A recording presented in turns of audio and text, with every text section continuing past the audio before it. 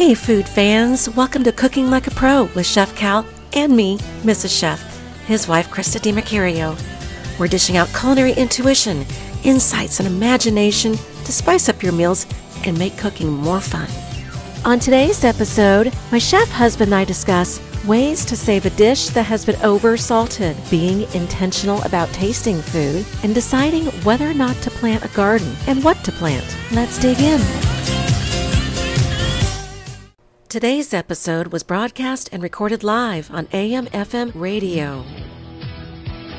Welcome to Cooking Like a Pro.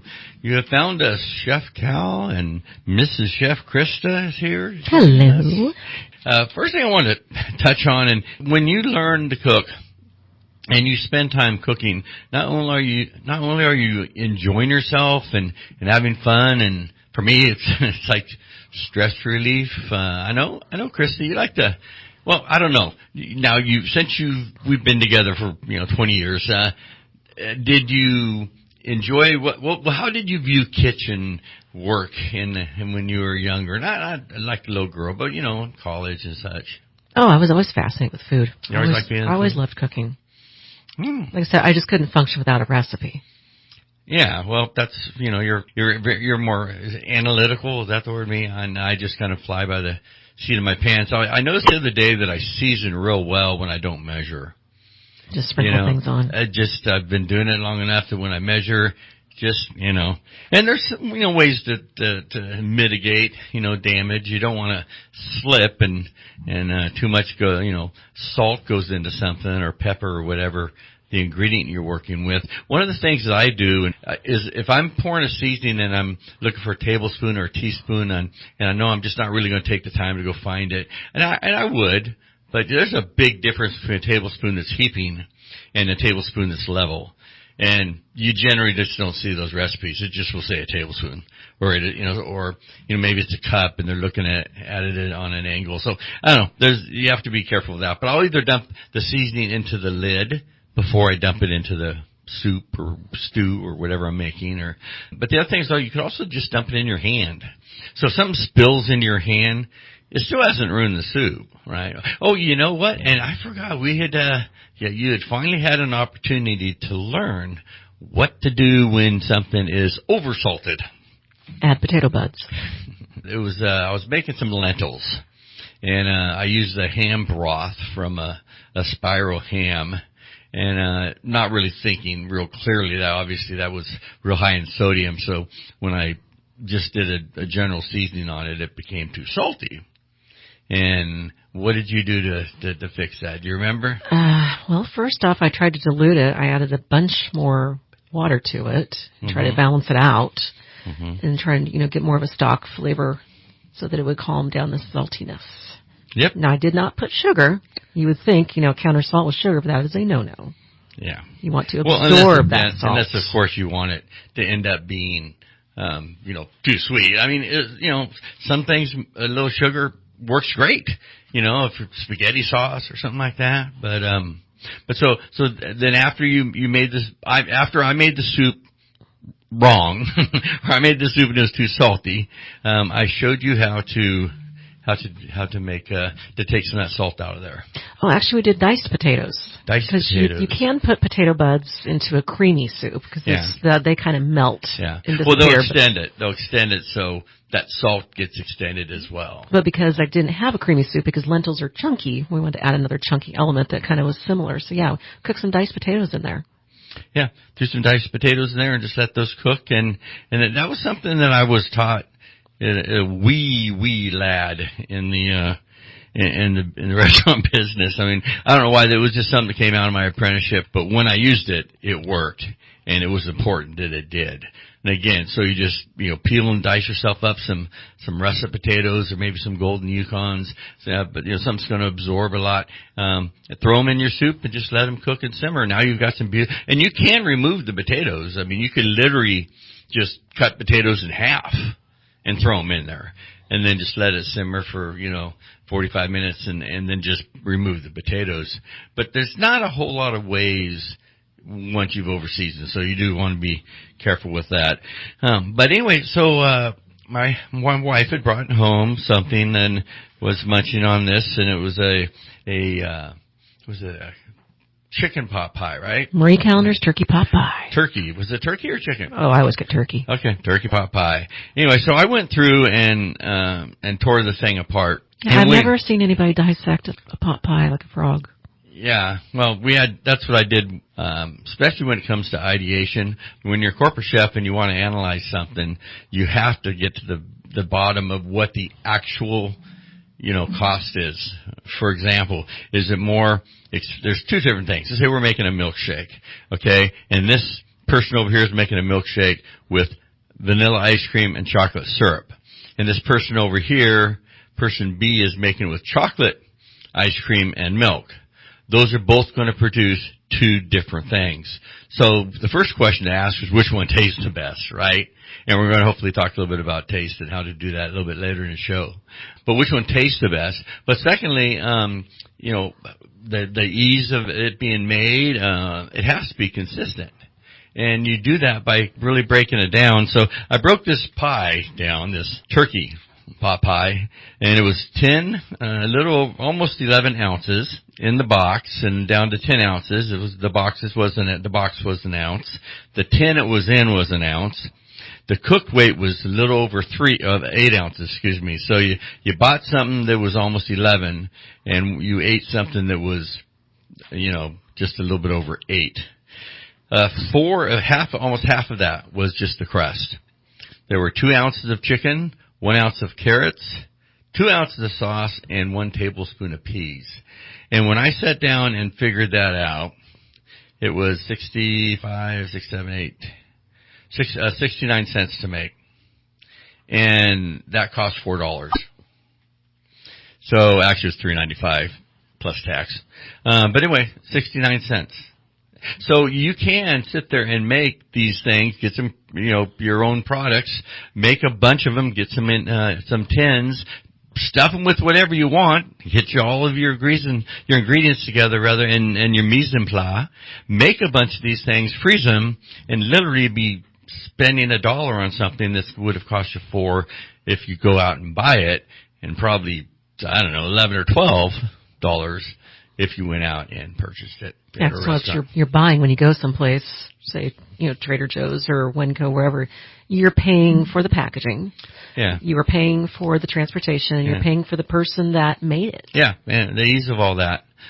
So again, you can make these things yourself, and if you make these things yourself, just like anything else, and maybe just pick a few things and practice and play with it. But anyway, we're going to take our quick break. This is Chef Cal and Mrs. Chef, Cooking Like a Pro, back in just a moment.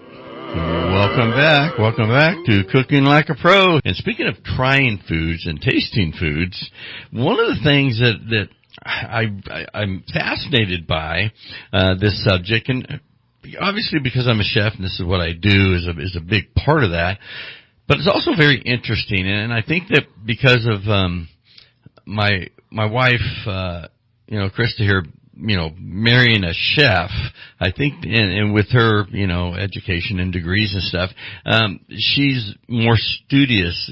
She looks at things from a more rational, needs to make sense thing, where I fly by the seat of my pants sometimes.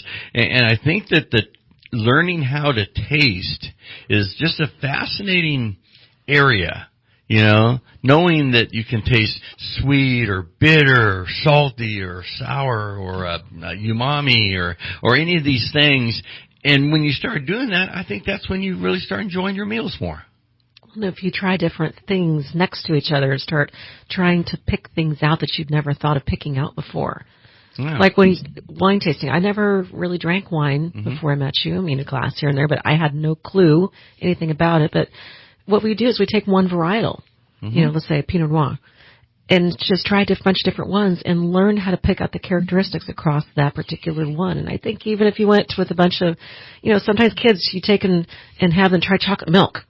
Some kids can pull out all different flavors out of every single different chocolate milk, and they can tell you which brand it is. So maybe even doing a tomato sauce tasting. Yeah. You do things like that. And I think a lot of that has to do with people's interest in, enjoying it more because they're studying more about it and they're learning more about it. And it's like you mentioned wine tasting and all the fun times we've had over the years with just numerous groups of people being able to have everybody bring a different type of, well, we used to do where everybody would bring a varietal. So when you talk about a varietal, you're talking about the variety of that grape. And so you're talking about a Chardonnay or a Cab or a Pinot or a Chenin Blanc, a Gewürztraminer or a Johannesburg Riesling, all those, okay? So there's all these different varietals, these grape varietals. The point about it is what we did is we would taste wine, people would bring wine, but they'd also bring a food dish. And you'd get to try, first off, maybe, 7 or 8 different types of one varietal, and then 7 or 8 different types of food. And you're seeing what compares, what contrasts, what went well, and what didn't go well. Because you would practice, and everybody would bring something different, and we didn't have a set menu. Yeah. Okay, well, calling you on the spot here now. Do you have any that you remember that just really stand out? That's a long time ago. Yeah. Well, for me, it's something like from the food standpoint, it might be strawberries and balsamic. Or brie cheese roasted garlic and raspberries. I mean, certain just combinations that work well. And like when you remember trying, Chenin Blancs and things that would be a little more tropical flavor as far as a wine would go. And then pairing those with something like papaya or preparing them and serving them with pineapple and coconut and just, foods that would be more of a tropical thing. But in order to be able to do that, you first kind of have to be able to pick out the flavors of that food. Ooh, I think I remember one. There was a pizza, I think with smoked Gouda and fig on it. Yeah, that would go well with a lot of different wines. So that right there, that is a great very flavors. Strong profile. So let's pick apart that pizza. So how would you experience, like you picked apart the chicken pot pie earlier today. How would you pick apart that pizza and pull out the flavors so that things weren't overwhelming, so that you would enjoy it? Because that's what we talk about, is developing your palate so you can enjoy a food more. Instead of just, coming up to a pizza joint, grab a piece of pizza and just, eating it. Yeah. Pulling out the flavor. So how would you do that? How would you detect Well, things? let's look at it this way. So we're taking this pizza, and it's going to have listed blue cheese and figs on there. Balsamic is always a great flavor to go with these things. And one thing that balsamic is, of course, it's a vinegar, so it's going to cut through and help marry that blue cheese together. Again, that fig has kind of an earthy flavor to it, a little bit of spice. You're gonna, if you get a really nice fig, especially if it's dried, if it's concentrated, and quite a bit of sweetness too. Yeah, you're gonna have sweetness as well. So there's a variety of things, but you look at that and you say, well, I don't have anything salty. Okay, well then maybe you're going to add some capers to it, or so you think about what might be missing and whether you'd want to add that.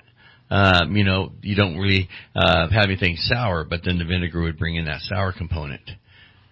So you got umami because of the cheese, which is giving it that more satisfied, flavor. And then you got some spice. So, you just wouldn't want to, for example, if you had something sweet already on there, you wouldn't add anything else sweet. Because then the flavors are fighting against each other. Well, the balsamic, if it's a reduced balsamic, it's going to have some sweetness to it. But also, interestingly, with acidity, it also can act as a saltiness factor sometimes. Yeah. I mean, again, I think that picking out the flavors is really what's important. And I think trying a lot of things, try things multiple times. Basically, you're practicing. Like we used to practice this with wine all the time. I mean, I practiced it for decades, obviously making clam chowder till I got to a point where I make it now and I don't need to taste it. I know what it tastes like. I mean, I taste it anyway, just because I do. But, when you repeat something, you get used to those different flavor profiles as well. Well, I think paying attention to, if you like something, try and figure out why you like it. If you don't like something, why don't you like it? Mm-hmm. And what could you do to change it to make it so you like it again? Yeah. Well, and I think, we kind of hit on this, but pay attention to it. Pay attention, think about what does this taste like. And even before you taste it, remember, before you ever taste something, you're going to smell it. And that's, of course, it doesn't have an aroma. First, you're going to see it, right? And then you're going to smell it. And then you're going to be aware of its texture. And the last thing you do is literally put it in your mouth and taste it. So but study it through that whole process. Pay attention to that flavor. Smell it when you first take it, and then enjoy yourself. And also, what did Thomas Keller say? You had read it once that after three bites, you really don't taste anything new anyway. Yeah, you're starting to have especially if it's American pizza. Yeah, flavor fatigue. Yeah. Well, yeah. Speaking of, let's tear something else apart. Yesterday, so we're post St. Patrick's Day at this point, and we had a bunch of eggs, and we had some leftover corned beef, and you diced up the corned beef, and you were going to put it into scrambled eggs. Immediately, I was turned off. Because I'm not a huge corned beef fan, and I'm not a huge eggs fan. And so you're taking two things that I did not really care for. You put them making together. It for me. Yes. But I obliged, and having the corned beef in the eggs, which you had also put the hollandaise over the top of it, I was actually surprised. I had to move past first my visual cues, because I'm like, this is two things that I really don't want to eat, but I'm just going to trust it and go with it. Yeah. But I pulled out that, you've got the saltiness from that corned beef. You've got, kind of the plainness from the eggs, so that helped balance that, and you put that nice creamy sauce over the top. And I think that's the idea. It's coming up with again, flavor profiles, understanding what they are, not having three things that are salty in the same dish. And understanding that that's going to be too salty. Chef Cal, Mrs. Chef, Cooking Like a Pro, back in just a moment. Welcome back to Cooking Like a Pro, Cal and Mrs. Chef. And hey, beans, greens, tomatoes, potatoes, yes. Are you wondering what it is that we should be planting this time of year? What is it that we're supposed to be planting out there this time of year? Because we're getting into it here. We're nearing the spring session, and if you're planting from seeds, you definitely need to be doing that now. No. All of your lettuces, meaning your romaine and your spinach and all of your head lettuces, butter lettuce, iceberg, of course, a lot of different things that are out there. Your cabbages, it's a good time to start your cabbages too. They're going to take a little bit longer, but, and when I talk about cabbage family, I mean, start growing your radishes, which grow fairly quickly, your beets, of course, broccoli and cabbage. All of your sulfuric stuff should be things that are going out in early spring coming up here. And how are you with greens? Much of a green person? Mustard green, just Swiss chard. We ate so much greens, and they all have that bittery, peppery kind of flavor to them. What's interesting is you and I both grew up in the same area. No, we did not eat greens. Greens, I consider something from the South. Swiss chard, mustard they can be bitter.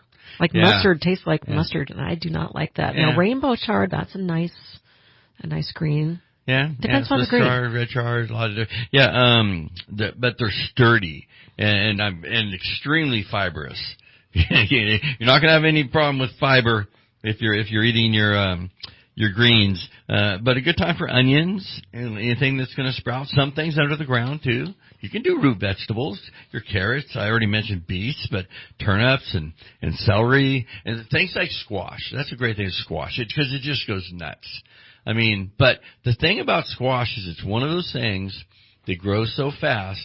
And I would say green beans fall in this category, that you need to pick them when they're just perfectly tender. Because and most things, they get to that peak part of their season, then it starts going back downhill from there. Yeah, because the later in the season, the fruit that comes off of it isn't as bright and tender. It gets more old and woody tasting. Yeah, I almost always you'll get something that becomes more woody, becomes almost more fibrous. So but zucchini and any variety of squash, patty pans, one of my favorites. Things like even eggplant, things like that. You really just don't want them to get too big. You want to get them when you want their flavor to be developed. I think this year I'm not going to plant. No? I think this year should be the year to focus on the farmers market and supporting the local community and those that really know what they're doing and get some really good produce. Because I spend so much time and money on water and soil, and then we get hit with 110, 120 degree heat. And I'm like, why? I could have just gone to the farmers market and spent way less money. How about if we just pick one thing? One vegetable, one fruit. Okay, that's it. One vegetable, one fruit. Because I already know what fruit I want. Well, it's not tomatoes, because I kill tomatoes. Well, yeah. And so the deer. We do get a lot of, the deer probably get more tomatoes that's what I'm saying. than we do. But I was thinking strawberries, I have not ever grown strawberries. Yeah, I think strawberries, just because the umbrella area, the leaves that protected the fruit from the harshness of the temperature, whether hot or whether cold. But if you want to do strawberries, we were walking through Costco the other day, and they had some gorgeous, huge strawberry plants. I'm like, maybe we should do it. Well, how about things that are easy to move in? Because I think about the different, if you get the right climate where you could do microgreens, or you could do radish sprouts. That's what I want to do. I want to do microgreens stuff, because then you're not, we go from fair cold, not extremely cold, but we can go, we're not, North Dakota, but we do get extremely hot. We're in an area that easily gets into the mid teens, usually 117. I think we actually had 119 last year. We had a new record. That was a new record, but we can easily spend several weeks, as in, close to a couple months, if not more, periodically, without it going under 100 degrees. Yeah, easily. I'll let you take care of the garden this year. I'm out. I just said strawberries. Yeah. Okay, I'll try strawberries. Strawberries and microgreens. Okay, that's my thing this year. Strawberries and microgreens. Microgreens. We'll see if I can do it. But anyway, hey, the season's coming up. Think about it. Go on Google. We never used to have that. Say, Google, I live in Redding, California. What should I plant? What would be the easiest thing for me to plant and not kill because my thumbs are not green?